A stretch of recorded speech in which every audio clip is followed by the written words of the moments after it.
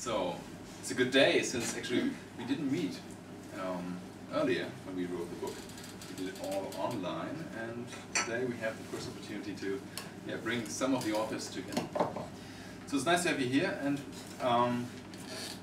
David gave a produced part of the book. It's about the risk of control.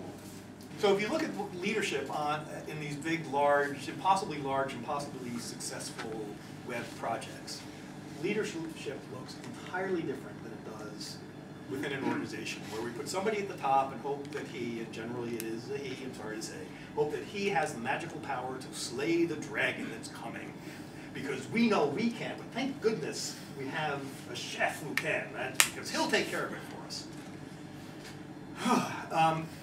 That's not how it works online. We don't invest, instead we take the properties of a leader, the capabilities that we want a leader to have, which are an impossible set of talents for any one individual to contain.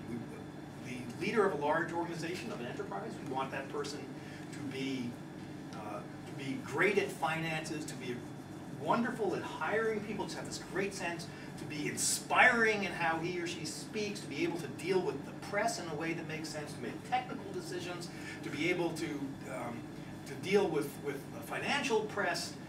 Nobody has all of these capabilities. And so online what you see instead is distributed leadership, in which leadership becomes a property of the network.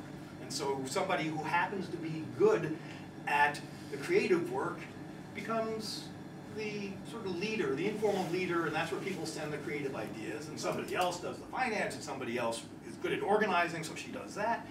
It becomes a distributed process, which is far more agile, it's far more responsive to the needs, and it's far more realistic. Regardless of a hierarchy, if it's a community-driven environment, there's not much that you can do to stop that community.